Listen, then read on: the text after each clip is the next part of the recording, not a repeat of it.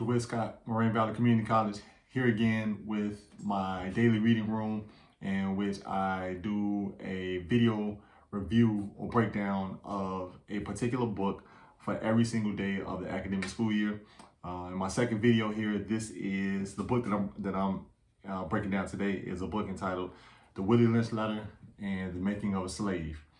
And this book, very small book, almost a pamphlet like. This book is written as based on what has come to infamously be known as the Willie Lynch Letter. And the Willie Lynch Letter is a letter that purportedly was written by a white slave owner by the name of William Lynch.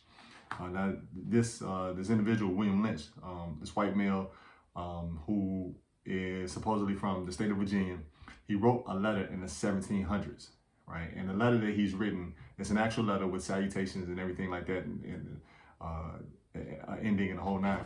But the letter is supposedly written by him to his fellow slave masters, other white men in America, particularly in the South, who owned slaves. And in the letter, what he says is that the way in which the slave masters have been going about punishing their slaves through lynchings, through beatings, through torture, and sometimes death.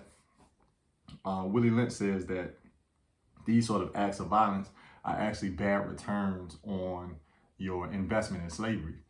He says that if you own slaves, obviously you own property, and to sort of damage that property actually works against you financially.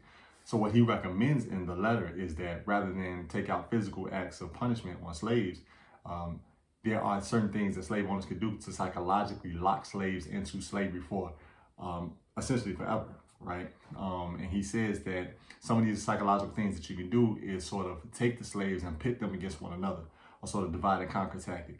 And he says you can pit them against one another in a number of different categories, right? You could pit the old slave against the young slave, the dark-skinned slave against the light-skinned slave, the slave in the South versus the one in the North versus the one in the East and the West, the one who is on a bigger plantation versus those who are on a smaller plantation.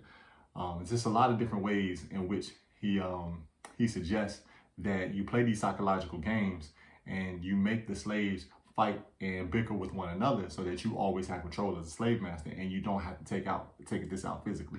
It's a very, very famous letter that has sort of circulated. One of the more controversial things that, in my understanding of researching the letter, is that while the letter does make some points that may hit home or may have some validity in certain ways, I personally have in no way found that the letter to be actually true. I don't believe the letter actually happened, that there was a person named William Lynch who wrote an actual letter in this way, but it's been used so often that people think that it's real. The letter is not real to my understanding, so it shouldn't be taken as real, but there are some good lessons to be learned. But anyone who wants to get a better understanding of Black history, slavery, and just the way this letter has played out in Black nationalist circles, I really suggest that you take a look at this book. It's called The Willie Lynch Letter and the Making of a Slave, a very infamous letter. You can Google it, it'll come right up. Check it out, see what your thoughts are about it. Here it is, Willie Lynch Letter and the Making of a Slave.